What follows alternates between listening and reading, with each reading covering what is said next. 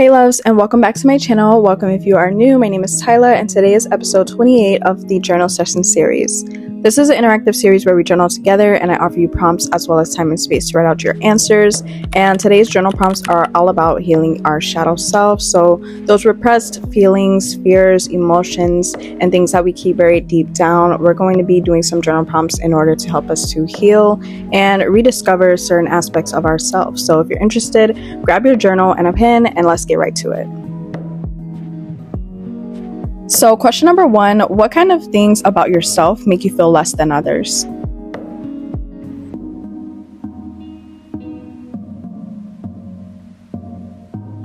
One thing that I personally really like about journal prompts is that it really makes you think about each of the questions.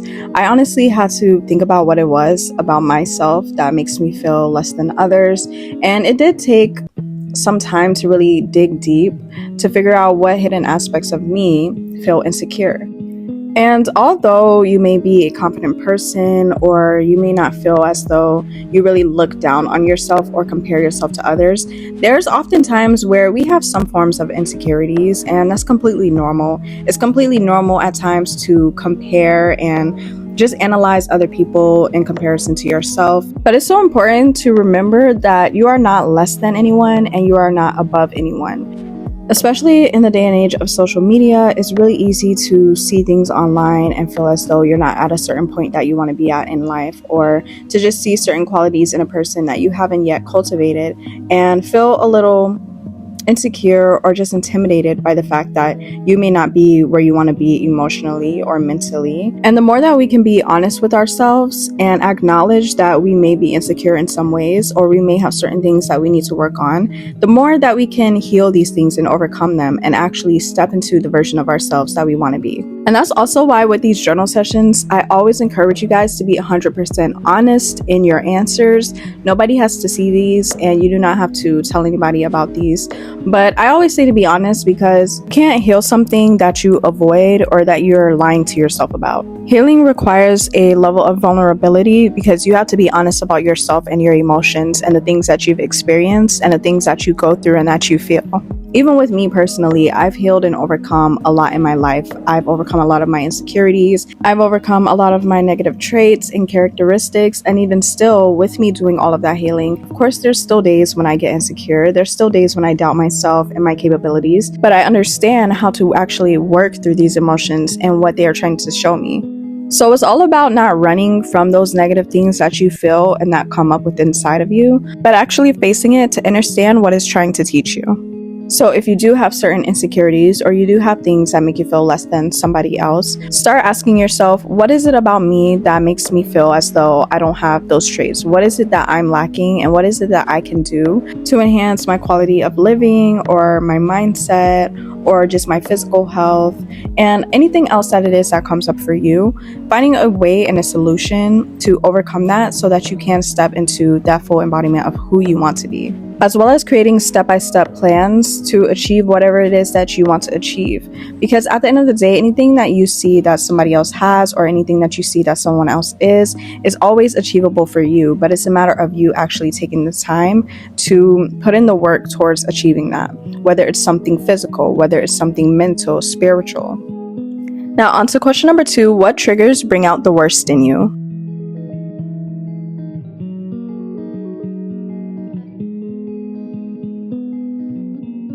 This question right here is a juicy one, so I definitely had to add it.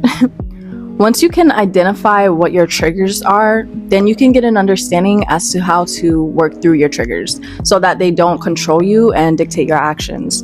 And when you do this, you actually become a very powerful person, because once you realize that the things that used to trigger you don't trigger you anymore, or that you know how to handle your triggers, then nothing can get you out of your element. So for me personally speaking, I used to be a very reactive person at times. So it didn't take a lot for me to get triggered. It didn't take a lot for me to be thrown off of my balance or my energy. And that's because I had no sense of control over my emotions. I had no sense of control over the things that would trigger me. But it wasn't until I started gaining control of those triggers that I was able to become more calm, more at peace, and allow myself to just be grounded in the present no matter what my circumstances were and no matter what types of things were coming against me. Our triggers stem from trauma, it stems from PTSD. So when you notice that something is triggering you, you have to figure out what it was that you've experienced that led to this trigger. And oftentimes that trauma that we've experienced is something usually very deep. It's something usually dark. It's something that maybe affected you in a very negative way. So oftentimes when you do experience that trigger, it's going to bring up a very negative aspect of yourself that you might not really want to face. But this is the important thing about doing this session right now today, because it is very important to face our shadows and not deny that other aspect of ourselves. And no matter how sweet or kind of a person that you are, there's always a duality. There's always a light side to you. There's always a dark side to you. And the more that you can become aware and accustomed to that dark side, the more that you can balance your energy and understand who you really are. And there would even be times too, especially in my past, where somebody would do something to trigger me, or I would get triggered and I would react in that negative way. And afterwards, I would feel really bad about myself and I would just feel like a bad person. I wouldn't feel good about myself. And that's something that I had to overcome, because beating myself up wasn't doing anything. It wasn't helping me to heal. It wasn't helping me to overcome those triggers. So I had to be patient with myself and understand that I got to that point because of certain things that I went through. And although I wasn't happy with who I'd become because of my trauma, it definitely served a bigger purpose, because it added to my strength, it added to my self-awareness, and it definitely made me more confident in who I am. So the next question is, what makes you feel alone?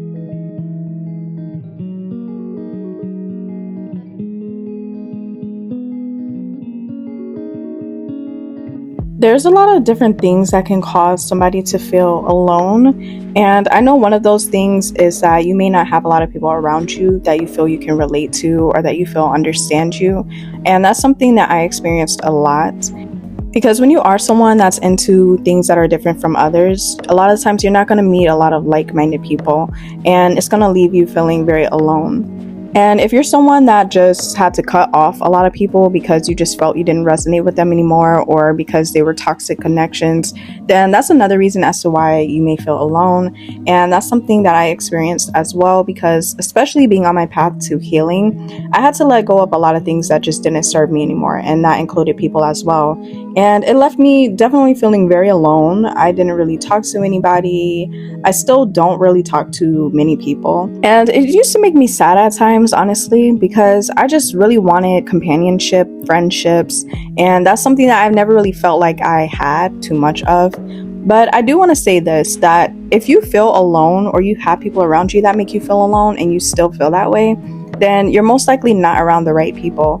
And if you have cut off a lot of people that did not resonate with you, and now you feel like you're just left by yourself, in all honesty, you're at a very good place. And it's going to take time for you to find those people that you relate to and that you get along with and that you can understand each other. But it's always better to be by yourself than to be surrounded with people that don't understand you, that don't take the time to really get to know who you are, that mistreat you just because of who you are, and that just don't resonate with you, honestly. And one thing that I can say as well is that if you've experienced a lot of trauma when it comes to your friendships or relationships, it's going to cause you to be closed off in the sense that you're not going to be as open to meeting new people.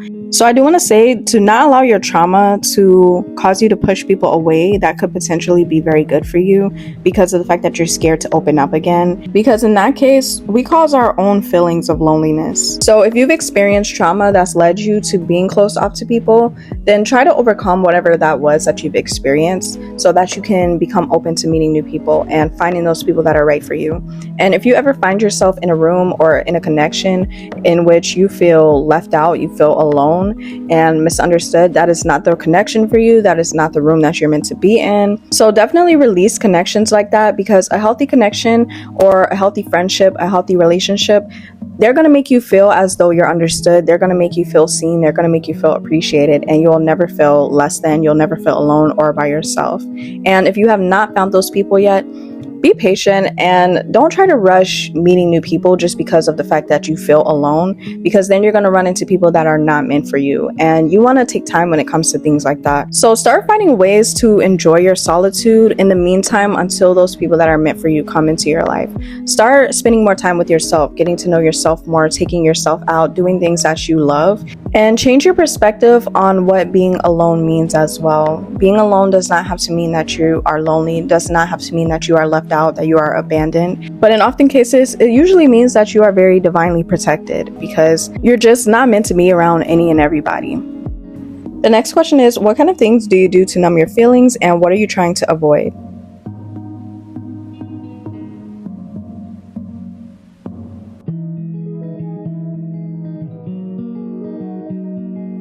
I'm so grateful for this era of just social media and just technology because everything's become so advanced and it's a lot easier to do certain things nowadays, but it also has its cons because there are so many distractions and a lot of people aren't really focused on their healing or just evolving because of the fact that everyone is just so distracted, and it's so easy to distract yourself when something is going on in your life because there's so many options. So when I became aware of the ways that I distract myself whenever I'm going through something or something happened, then every time that a situation would occur that would make me want to choose that option to distract myself, I would go a different route.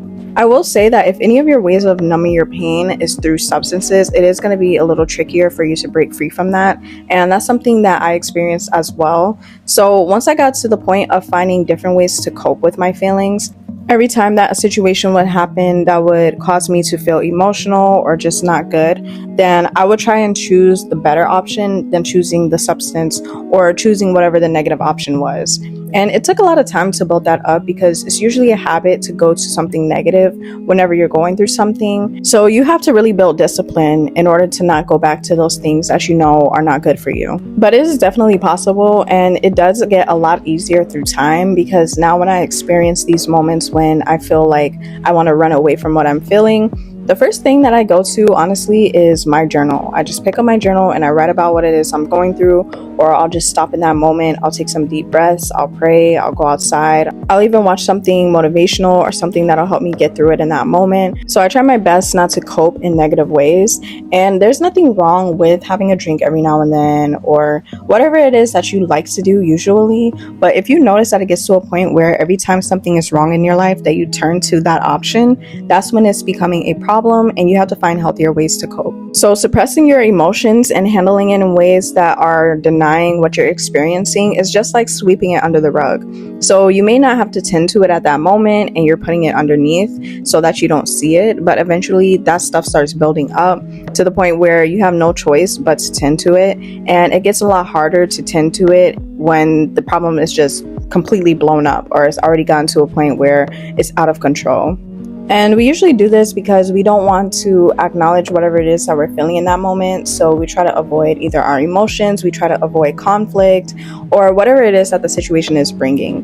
But when you start getting used to handling things right as it happens, you gain a lot more strength. And not only that, but you gain courage. And it becomes a lot easier for you to work through problems and move through them a lot quicker as well. Last but not least, if you put on a mask to show others a specific version of yourself, what part of you are you trying to hide?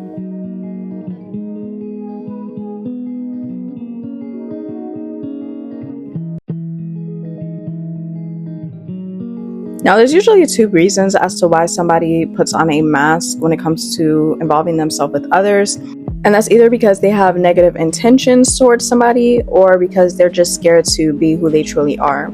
And I do want to say that if you are somebody that is just different or you just feel insecure about yourself because you know that you're not like other people, be confident in who you are, because in all honesty, it's really the people that are boldly themselves that are most admirable, the people that are not scared to be different, and the people that are comfortable with being who they are.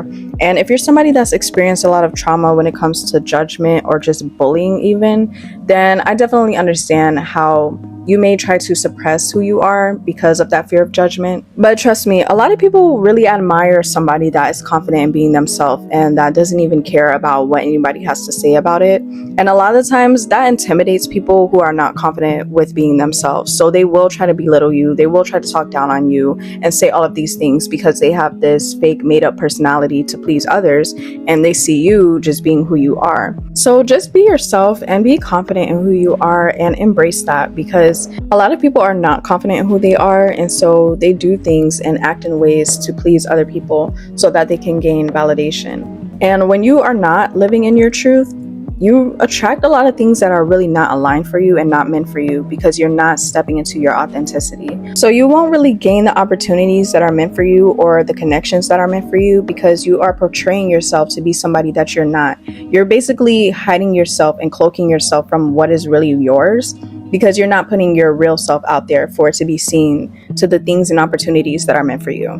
Your differences are what make you unique, and being unique and just being yourself is really your power. And I know a lot of people say that, but it's honestly the truth. You are amazing as who you are. You are divinely and uniquely made, and we need you to be out here and being your authentic self, because the world needs more of that.